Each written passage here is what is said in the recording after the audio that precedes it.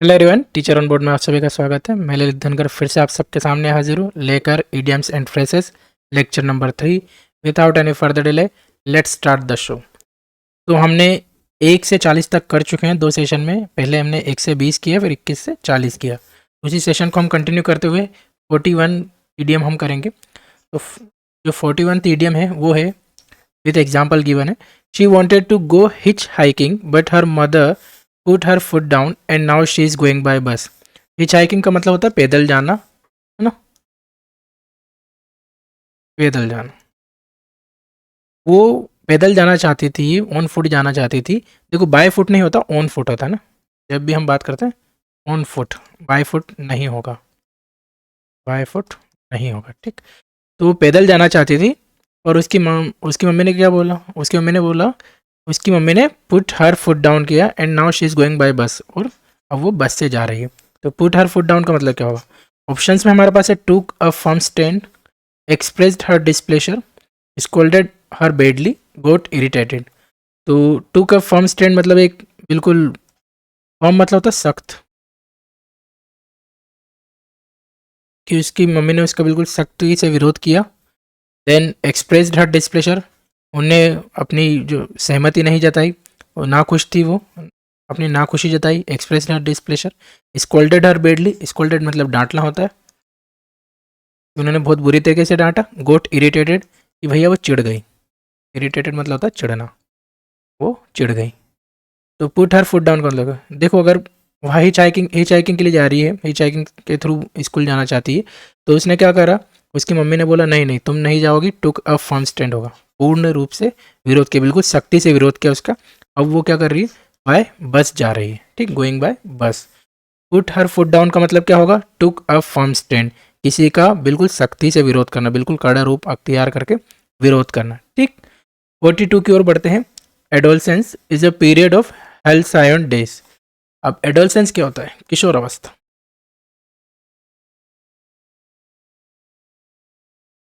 वो जहाँ पर प्यूबर्टी होती है और 19, प्यूबर्टी जैसे आपको हिट करती है और 19-20 ईयर के बीच की आप बोल सकते हो कि किशोर अवस्था आपकी। Is a period of halcyon days. Halcyon मतलब क्या होता है? देखो, अगर इस शब्द का मतलब आपको पता चल जाएगा तो वो हो जाएगा। हेल्सायन डेज का मतलब क्या होता है? Happy days. यहाँ पर आपको कोई प्रेशर नहीं रहता, आपको आपके बिल्कुल पर निकल आते हैं, आप बिल्कुल मस्ती करते हो, मज़े करते हैं, तो उसे कहते हैं किशोर अवस्था आपकी बिल्कुल हैप्पी दिनों की होती है, बिल्कुल खुश मिजाज वाले दिन होते हैं आपके किशोर अवस्था में, ठीक। Health and days, hard days नहीं होगा, मेंटल प्रेशर बिल्कुल नहीं, डेज ऑफ प्रिपरेशन नहीं, एडोलसेंट डेज ऑफ प्रिपरेशन होता है पर बाकी हेल्थ एंड डेज का मतलब वो नहीं, ठीक। तो आप तुक्का ये मत लगा दीजिए कि डेज ऑफ प्रिपरेशन नहीं, हैप्पी डेज होता है, हेल्थ एंड डेज। 43 हमारे पास है, my sincere advice to my maid servant fell on stony ground. अब भाई मैंने क्या करा कि मेरी जो मेड सर्वेंट है, मेरी जो काम वाली बाई है, उनको, काम वाली बाई या काम वाला भैया जो, अच्छा वो मेड, हाँ काम वाली बाई जो है, उसको मैंने एक एडवाइस देना चाही और वो बिल्कुल औंधे मुँह गिर पड़ी। इसका कहने का मतलब है फेल ऑन स्टोनी ग्राउंड। औंधे मुँह का मतलब होता है बिल्कुल उल्टा हो जाना, पर फेल ऑन स्टोनी ग्राउंड का उसका मतलब वह नहीं, बस काउंटर प्रोडक्टिव नहीं। काउंटर प्रोडक्टिव तब होता है जब वो कहता है कि औंधे मुँह गिर पड़े, कि जो मैंने चाहा था उसका रिवर्स हो गया, नहीं। हैड ए स्ट्रॉन्ग इम्पैक्ट, बिल्कुल नहीं। अगर हैड ए स्ट्रॉन्ग इम्पैक्ट होता तो ये होता ही नहीं ना, ऑन स्टोनी ग्राउंड तो बिल्कुल ही होता ही नहीं। ये नहीं है, ये भी नहीं है। मेड ऑन स्टबन, नहीं ये भी नहीं है, ये भी नहीं है। स्टबन मतलब जो बिल्कुल अपने विचार बदलना ही नहीं चाहता, बिल्कुल इरेशनल वाला आदमी, है ना। इरेशनल जो रहता है ना, इरेशनल, जो अपने विचार बदलता ही नहीं, आप कितने ही तर्क दे दो, आप कितने ही सबूत दे दो, वो स्टबन कहलाता है। हैड लिटिल सक्सेस, ये रहेगा कि मैंने जो एडवाइस दी थी उसका बहुत ही कम असर हुआ उसके ऊपर, तो हम बोलेंगे फेल ऑन स्टोनी ग्राउंड। तो इसी चीज़ अगर आप स्टोनी ग्राउंड पर फेंकते हो, ऐसी ज़मीन पर फेंकते हो जिनमें पत्थर है, तो हो सकता है उसके चांसेस बहुत ज़्यादा टूटने के होते हैं, चटकने के होते हैं। तो हम वहाँ से अंदाज़ा लगा सकते हैं कि हैड ए लिटिल सक्सेस, ठीक। 44 हमारे पास है, he has all his ducks in a row, he is complacent. अब all his ducks in a row का मतलब क्या है वो हम बाद में देखेंगे, पर हम देख लेते हैं कॉम्प्लेसेंट का मतलब क्या होता है। कॉम्प्लेसेंट का मतलब होता है आपने कुछ ऐसा कार्य किया, मान लो आप सुबह से मेहनत कर रहे हो, कुछ आपने चैप्टर पढ़ लिया, उसके बाद आपको जो सेटिस्फेक्शन मिलता है कि आप आपको चिंता करने की ज़रूरत नहीं, मैंने पढ़ लिया, तो हम उसको बोलेंगे कॉम्प्लेसेंट। ये अपने आप में पूर्ण है या इतना मैं संतुष्ट हूँ इससे, उसको हम बोलेंगे कॉम्प्लेसेंट, ठीक। He has all his ducks in a row, he is complacent, भाई उसकी जो सारी डक्स है वो सब एक रो में जमी हुई है, अब उसको चिंता करने की ज़रूरत नहीं, अब वह कॉम्प्लेसेंट है, अब वह संतुष्ट है। All his ducks in a रो मतलब क्या होता है कि भाई ये एक लाइन में उसने सारी डक्स जमा दी, मतलब has everything ready, is well organised, always scores a zero, never gets confused. नहीं होगा ये भी, डी नहीं, सी नहीं, ए भी नहीं, बी हमारा आंसर होगा। ये सब उसकी व्यवस्थित है, जो भी चीज़ें, देखिए इन ए रो का मतलब पहले ही हाँ कॉमन सेंस हमें लगाना चाहिए कि अगर कोई कोई सी चीज़ अगर रो में जमी है तो बहुत व्यवस्थित तरीके से, जो मार्च फर्स्ट वगैरह करते हैं, जो कंपनी रहती है, बटालियन रहती है, वो कैसे वो अपने आप को एक रो में जमा लेती है, ठीक। तो वो कहते हैं वेल ऑर्गेनाइज्ड। तो यहाँ से आप एक ट्रिक लगा सकते हो, अगर has all his ducks in a रो कहीं आता है तो हम बोलेंगे बहुत अच्छा ऑर्गेनाइज्ड है। तो बी वाला जो है वो हमारा आंसर है, ठीक। नेक्स्ट हम बढ़ते हैं 45 की ओर। क्वेश्चन 45 हमारा बोल रहा है, for some people writing verse is as duck takes to water. तो भाई किसी किसी के लिए जो वर्सेस नहीं रहते पोएम्स वगैरह में, जो गद्यांश पद्यांश वर्सेस वगैरह रहते हैं, तो जो राइटिंग वर्स रहते हैं वो ऐसा इतना ऐसा रहता है जैसे डक जो रहती है, जो बतख रहती है, उसके लिए से वाटर रहता है। तो बतख के लिए, बतख तो बाय बर्थ बाय नेचर उसको वाटर पसंद है, उसको तैरना सिखाने की ज़रूरत नहीं है, वो अपने आप तैरना सीख जाती। तो it comes naturally to the duck. तो वैसे ही क्या होगा, like easily and naturally speaking. बस इतना है कि भाई कोई सी चीज़ आपको बाय बर्थ आती, कोई सी आपको नेचुरली आती है। जैसे बहुत सारे सिंगर्स रहते हैं, ठीक है, बहुत सारे सिंगर्स क्या करते हैं बेचारे, बहुत मेहनत करते हैं फिर भी उस लेवल तक नहीं पहुंच पाते जिनको बाय बर्थ गॉड गिफ्टेड चीज़ें रहती हैं। इसका मतलब यही रहेगा, ऑप्शन डी हमारा आंसर है। 46, he made my day by telling me how important I was to him. तो उसने मेरा दिन बना दिया। अब दिन बना दिया मतलब तो क्या होगा, great pleasure, gave me a great pleasure, भाई उसने मुझे खूब खुशी दी यह बात बताकर कि how important I was to him, कि मैं उसके लिए कितना महत्वपूर्ण हूँ, ठीक। डिस्प्लीज नहीं होगा, डिस्प्लीज नहीं होगा, स्पॉइल्ड माई डे नहीं होगा, स्पॉइल्ड मतलब ख़राब कर देना, मेड मी रेसेंटलेस बिल्कुल भी नहीं होगा, ये हमारा आंसर रहेगा। 47 देखें, he made away with 10,000 rupees in the course of 3 months। Made away with मतलब क्या होता है, उसने इतने कमाए, ठीक। एक लमसम अमाउंट ऑफ मनी हम कुछ शॉर्ट टाइम में हम गैदर कर लेते हैं तो उसको हम बोलते हैं स्क्वांडर्ड। देखो यहाँ पर अगर इसका मीनिंग आपको नहीं पता ना तो आप गलत कर बैठोगे। शब्दों का मीनिंग पता होना चाहिए, तब जाके कभी कभी हम ईडियम्स एंड फ्रेजेस कर पाते हैं, क्योंकि ईडियम्स एंड फ्रेजेस तो हज़ारों की तादाद में, आपको सारे याद नहीं रह पाएंगे, तो कहीं कहीं हमें कॉमन सेंस यूज़ करना ही पड़ेगा, ठीक। नेक्स्ट बढ़ते हैं 48 की ओर। क्वेश्चन नंबर 48 हमारे पास है, the students of that group have assured there project guide that they will all work against the clock. तो भाई जो स्टूडेंट्स है उस ग्रुप के, उन्होंने अश्योर किया है उनके प्रोजेक्ट गाइड को कि वो सभी अगेंस्ट द क्लॉक वर्क करेंगे। अगेंस्ट द क्लॉक मतलब कि भाई जो समय चल रहा है, देखो आप कुछ भी कार्य करते हो ना तो समय आपके पैरेलल चलता है। समय आप मान लो सुबह उठे, उठकर आपने चाय पी, फ्रेश होने गए, नाश्ता किया, फिर आप पढ़ने बैठ गए, फिर आपने मोबाइल चलाया, पर समय अपनी गति से चलता रहता है, समय पैरेलल चल रहा है। मान लो समय आपके पास 24 आवर्स है, ठीक है। अब इस 24 आवर्स में आप कितना काम कर सकते हो, ठीक। तो उसको हम बोलेंगे अगर आप ज़्यादा काम करते हो, जितनी एक व्यक्ति की क्षमता रहती है नॉर्मली कि 24 आवर्स में इतना ही काम होता है, एक मान लो कुछ एक्स अमाउंट ऑफ वर्क ही होता है, तो अगर आप एक्स प्लस कुछ वाई वर्क कर देते हो तो हम बोलेंगे अगेंस्ट द क्लॉक वर्क किया है, कि बिल्कुल हमने जैसे जैसे समय बीता हमने रेस्ट नहीं किया, बिल्कुल समय के साथ हमने वर्क किया against the clock. Work while keeping patience नहीं, work with vigour to finish in limited time, बिल्कुल कि बिल्कुल कड़ी मेहनत करना, बिल्कुल लगे रहना, लगन से काम करना in a limited time frame. Work with enthusiasm, उत्साहित होकर बिल्कुल नहीं होगा। Work hard to go against the time नहीं, ये लिटरल मीनिंग हो गया तो ये नहीं, कुछ साईफाई जैसा लग रहा है ना, ये बिल्कुल नहीं होगा। नेक्स्ट बढ़ते हैं 49 की ओर। 49 में हमारे पास है, to let off steam my friend started murmuring. अब लेट ऑफ स्टीम का मतलब है, स्टीम यहाँ पर है भाप, तो भाई भाप को निकलने देना। तो भाप को निकलने देने के लिए मेरे फ्रेंड को जो मरमर बड़बड़ाने लगा, तो आप मान लो आपके टीचर ने डांटा पर आप कुछ कर नहीं सकते, तो आपके बड़बड़ाने लगा मन मन में, बिल्कुल हल्के हल्के शब्दों में। तो आप क्या कर रहे हो, आप अपना गुस्सा निकाल रहे हो। लेट ऑफ स्टीम, आप नाराज़ हो अपने टीचर से, किसी भी बड़े से जिसने भी आपको डांटा है, जो भी एक्स वाई सेड है, तो आप क्या कर रहे हो, अपना गुस्सा निकाल रहे हो बड़बड़ाने के through. To release his tension, नहीं। टू शो हिज एंगर, ये एग्जैक्ट नहीं है पर हमारे पास और कोई ऑप्शन नहीं है, तो हमारा यही आंसर होगा। टू रिलीज हिज एंगर होता ना तो ज़्यादा बेटर रहेगा। टू रिलीज हिज एंगर, ठीक है, रिलीज हिज एंगर, इतना सा होता है। शो नहीं आएगा, शो में तो आप बिल्कुल स्पष्ट दिखा देते हो ना। To release his anger he started murmuring, बस। टू शो हिज अप्रूवल नहीं होगा, टू शो हिज डिस्प्लेजर नहीं होगा। और हमारे पास ऑप्शन में इतना ही है तो हमें इससे ही काम चलाना पड़ेगा, हम उसका कुछ नहीं कर सकते। 50 में देखते हैं हमारे पास, I could have continued my higher studies if I wanted but that's water under the bridge. Water under the bridge का मतलब, अब यहाँ पर आप कितना ही कॉमन सेंस लगा ले, अगर इस ईडियम का मतलब आपको नहीं पता तो आप नहीं कर पाएंगे। Something I can not change, यही इसका आंसर होगा। ठीक, जो मैं बदल नहीं सकता, जो मेरे बस में नहीं, जो मेरे हाथ में नहीं है, which is out of my hand. एक हमने पिछले वाले वीडियो में करा था आउट ऑफ माई हैंड, यही मतलब है इसका कि जो मेरे बस में नहीं है, जो मैं अब can not, I can not change it, that's it ना। ई वाला the time I met with an accident near the, नहीं है तो फालतू ही है। तो आप देखो ऑप्शंस में आप कॉमन सेंस लगा सकते हो कि ये तो नहीं होगा। Something my family did not want, नहीं, यहाँ पर फैमिली वगैरह कुछ है नहीं। देखो कॉन्टेक्स्ट में अगर फैमिली नहीं दे रखा तो ज़बरदस्ती ईडियम में फैमिली नहीं आना चाहिए। यहाँ पर भी आप कॉमन सेंस से इसको हटा सकते हैं। दैट टाइम आई वेंट, ये तो बिल्कुल ही नहीं होगा। तो कॉमन सेंस के थ्रू, सिर्फ ऑप्शन में कॉमन सेंस के थ्रू नहीं लगा सकते, पर ईडियम में हम कॉमन सेंस नहीं यूज़ कर सकते। अगर ऑप्शंस थोड़े ट्रिकी दे दे तो वहाँ पर कॉमन सेंस यूज़ नहीं हो पाएगा। कभी कभी ऐसे ईडियम्स एंड फ्रेसेस आ जाते हैं जिनका हमें याद होना ही चाहिए।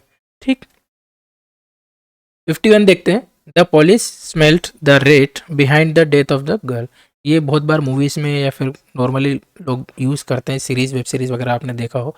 तो स्मेल द रेट मतलब डाउट करना, किसी पे शक करना। ठीक, गोट वेरी मच कन्फ्यूज, नहीं कि बिल्कुल कन्फ्यूज होगा, नहीं। Identify the cause of death, ये बिल्कुल भी नहीं होगा।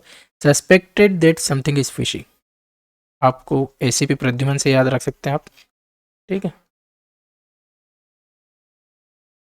एसीपी प्रद्युमन से आप याद रख सकते हैं। Suspected is something is fishy, कुछ तो गड़बड़ है, दया वाला फिशी मतलब कुछ तो गड़बड़ है। जंप टू द कंक्लूजन, नहीं, बिल्कुल डायरेक्ट एंड कंक्लूजन में जाना, ऐसा कुछ नहीं।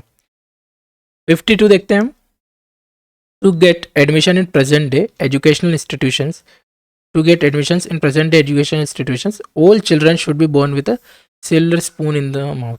अगर आपने बैटमैन देखा हो तो बैटमैन जो है वो सिल्वर स्पून लेके पैदा हुआ, तो उसके अगर मेरे ख्याल से डार्क नाइट बिगिन, मुझे याद नहीं रहा, the rise of dark night, exactly जो ट्रायोलॉजी है द डार्क नाइट है शायद, the dark night,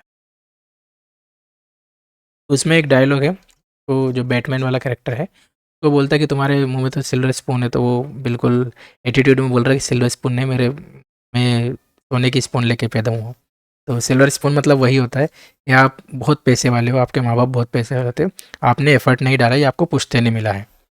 to be born to silver spoon, नहीं नहीं, ये तो देखो फिर वही है कि आपको नहीं भी आता तो आप कॉमन सेंस से कर सकते हो कि ये तो नहीं ही होगा ना।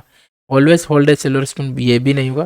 B born with a silver spoon, नहीं, ये नहीं, ये प्रैक्टिकली मतलब ऐसे कहाँ से कोई, to be born in a rich family, बिल्कुल। देखो कभी कभी नहीं भी आता तो ऑप्शंस इतने सिंपल दिए रहते हैं कि कॉमन सेंस से हो जाता है। ठीक, अ man of straw means, a man of straw means का मतलब, मैन ऑफ स्ट्रॉ, अवर्ती फेलो, नहीं। देखो यहाँ पर भी आपको याद है, अब यहाँ पर ऑप्शंस अच्छे दे रखे, नहीं होगा। यहाँ पर आप कॉमन सेंस ना तो ऑप्शंस में लगा सकते हो, ना यहाँ लगा सकते हो। ठीक, तो अनरीजनेबल पर्सन, नहीं, ये नहीं होगा। A man of no substance, ये होगा हमारा, ये किसी की रीढ़ की हड्डी नहीं होना, बोलते हैं बिना रीढ़ की हड्डी वाला आदमी है, ठीक है, रीढ़ की हड्डी ना होना, भाई किसी की ज़ुबान, अपने ज़ुबान पे कायम ना रहना, वो वाला आदमी। अ वेरी एक्टिव पर्सन, नहीं, ये भी नहीं। यहाँ पर ऑप्शंस अच्छे थे, यहाँ पर आपको इसका मीनिंग नहीं याद रहेगा तो आप गड़बड़ कर देंगे, ये ज़रूर याद रखिएगा। 54, 54 देखते हैं, children complain about their parents gift, they should learn not to look gift horse in the mouth. अब अब ये they should not to look gift horse in the mouth, ये पूरा ईडियम है। अगर आप बोलो कि नहीं यहाँ तो गिफ्टेड होने चाहिए, देखो जब हम ईडियम्स यूज़ करते हैं ना तो वहाँ पर हमें ग्रामर में छूट मिल जाती है। अगर आपकी ग्रामर गलत भी है तो वहाँ पर ईडियम्स में खास तौर पर वहाँ पर छूट मिल जाती है। वहाँ पर ग्रामर चेक नहीं की जाती, ग्रामर इतनी मैटर नहीं करती, वरना गिफ्टेड होता है यहाँ पर। Gifted horse, not to look at horse mouth, not to find. अब देखो ये तो बिल्कुल जैसा है वैसा ही है, तो ये नहीं होगा। अगर बिल्कुल लिटरल मीनिंग दे रहेगा तो वो तो 99% रहता है कि वो नहीं होगा। Not to find fault with the gifts received, बिल्कुल कि भाई आपको किसी ने गिफ्ट दिया है और आप उसमें, एक तो आपको फ्री की चीज़ मिली है, आप उसमें भी गलतियाँ निकाल रहे हो, तो बिल्कुल आप तो फिर लीचड़ किस्म के आदमी हुए ना, कि आपको कोई फ्री में कोई चीज़ मिल रही है और बिना कोई एफर्ट के उसमें आप मीन मेक निकाल रहे हो, आप उसमें गलतियाँ निकाल रहे हो, देन आपसे बुरा आदमी कोई है नहीं इस तरह से। तो यही हमारा आंसर होगा। Not to ask for more gift, नहीं। Not to find goodness in the gift, नहीं नहीं ये नहीं। अब देखो इससे रिलेटेड एक मैं कहानी बताता हूँ, क्या होता है, ये आया कहाँ से है तो आपको याद रहेगा। Not to look gift horse in the mouth, क्या होता था अब चूंकि ये इंग्लिश की बात हम कर रहे हैं तो इंग्लिश कहाँ से जनरेट हो रही है, यूके से। तो यूके में हमारे यहाँ भी बताऊंगा हमारे यहाँ का क्या सिमिलैरिटीज है। यूके में क्या हॉर्सेस पाले जाते थे ना, तो मान लो हॉर्स की जब ट्रेडिंग होती थी, मान लो ए ने बी को हॉर्स बेच रहा है, ठीक है, एक्स नाम का, अब ये हमारा एच, ये हमारा हॉर्स ए बी को बेच रहा है, तो बी पता है कैसे चेक करेगा हॉर्स की उम्र, बी हॉर्स के माउथ में देखेगा कि इसके कितने दांत खिरे हुए हैं, कितने दांत सड़ गए। जैसे जैसे जब भी जानवर की उम्र ढलती, जानवर के इंसान की भी उम्र ढलती, तो इसके दांत खिरने लगते हैं। तो हम उससे पता लगा सकते हैं कि हॉर्स जो भी हमारा जानवर है वो कितना बूढ़ा हो चुका है। वैसे ही हमारे यहाँ एक एक जो प्रजाति है हमारे यहाँ, लोह कुटा उन्हें बोलते हैं, लोहो कुटा, ठीक है। इनका काम क्या रहता है कि ये लोहे को कूट कर वो जितने भी लोहे के सामान रहते हैं, टूल्स वगैरह रहते हैं, वो बनाते हैं। एक इनका एक और बिजनेस रहता है, बेल वगैरह बेचते हैं। जो बेल नहीं रहते खेती में काम आते हैं, बेल वगैरह बेचते हैं। तो ये क्या करते हैं, अधिकांश जो बेल के सींग है उनको कटवा कर छोटे कर देते हैं, तो दूर से देखने में ऐसा लगता है कि जो बेल है वो भी नया है, जवान है। और जब इसके मुख में देखते हैं, जब भी किसान वगैरह जो एक्सपीरियंस किसान रहता है वो खरीदता है, तो ये जरूर चेक करता है कि उसके मुंह में कितने दांत वगैरह है। तो यहाँ पर मैं तो जिस क्षेत्र से आता हूँ वहाँ यही हुआ करता था, अभी भी होता है। और चूंकि ये इंग्लिश की हम बात कर रहे हैं और जो यूके से आई है, इंग्लैंड से आई है, तो वहाँ हम हॉर्सेस की बात करते हैं।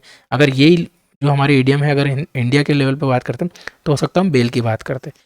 ये अधिकतर इडियम्स एंड फ्रेजेस कहाँ आते हैं, विलेज, गांव, रूरल एरिया से आते हैं। इवन इंग्लैंड में भी होता है, ठीक। तो not to find fault with the gifts received.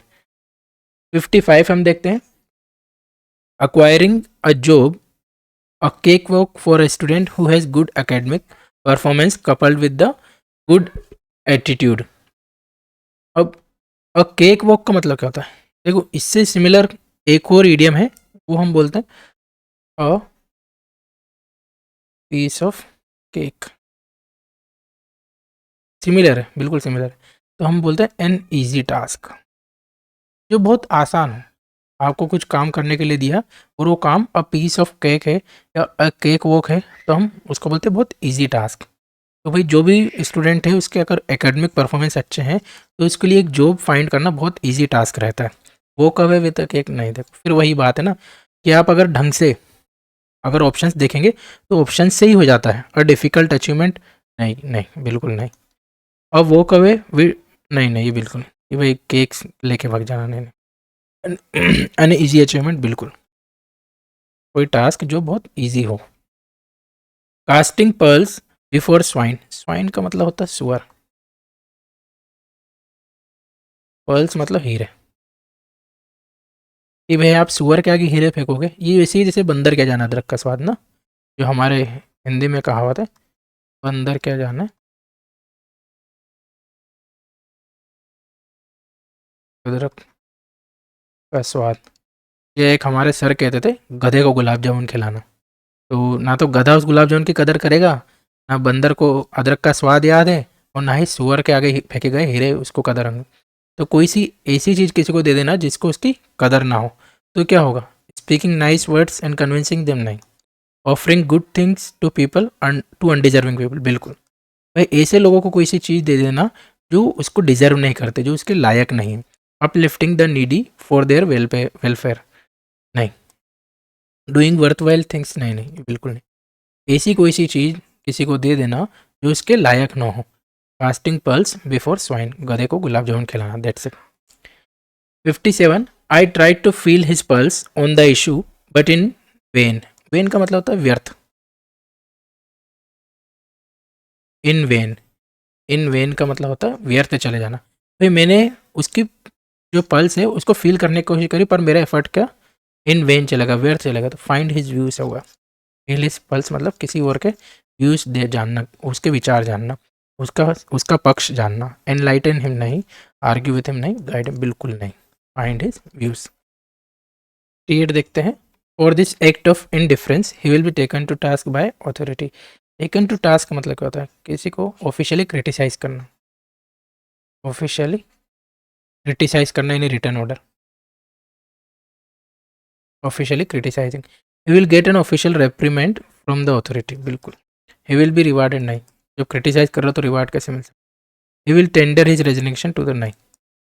He will be entrusted with an official job, नहीं नहीं। जब आप क्रिटिसाइज करो तो किसी को कैसे जॉब दे सकते हो, नहीं। तो ये हमारा आंसर रहेगा। 59 देखते हैं। You need to have something up your sleeve if the present plan does not work. Something up your sleeve मतलब एक प्लान बी लेके चलो। प्लान बी होना चाहिए आपके पास।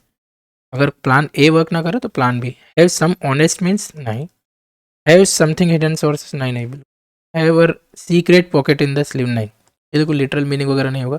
आप, मैं कह रहा हूँ ना, आप ऑप्शंस को अगर अच्छे से पढ़ोगे तो ही हो जाएगा। ये हमारा होगा एक अल्टरनेटिव प्लान होना चाहिए, प्लान बी आपके पास होना चाहिए। क्वेश्चन नंबर 60 देखें। The new manager ruled the roost to everyone. Ruled the roost का मतलब क्या होता है। अगर देखो इसमें अच्छे ऑप्शंस फंसा दे तो अच्छे अच्छे नहीं कर पाएगा जब तक रूल द रूस्ट का मतलब नहीं पता मीडियम का।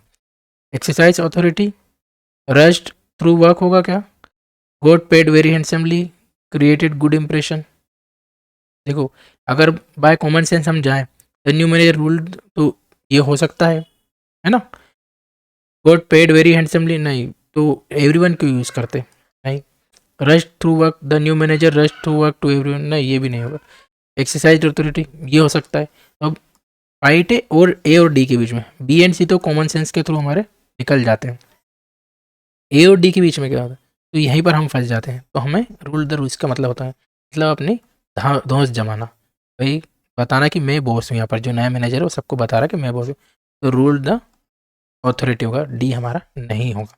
इसी के साथ आज के हमारे जो 20 ईडियम्स है वो ख़त्म होते हैं। जल्दी मैं नए 20 ईडियम्स लेकर आऊँगा। ये सारे idioms previous year SSC exams में आ चुके हैं।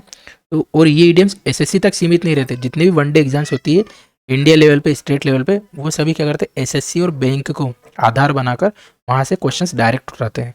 तो आप कोशिश करें या तो मेरे लेक्चर के थ्रू या फिर स्वयं से ऑन योर ओन आप प्रीवियस ईयर क्वेश्चंस देख सकते हैं। वीडियो लेक्चर का ये फ़ायदा रहेगा कि आप शाम को, अगर जब भी आप रात को सोने जाते हैं तो वहाँ पर आप क्या कीजिए, मोबाइल चलाकर छोड़ दीजिए। तो आपको सबकॉन्शियस माइंड में कहीं ना कहीं जो 15-20 मिनट आपको नींद नहीं आती वहाँ पर वो फीड होता रहेगा। और इतना ही लंबा लेक्चर है, 20 ईडियम्स ज़्यादा बड़ी बात है नहीं।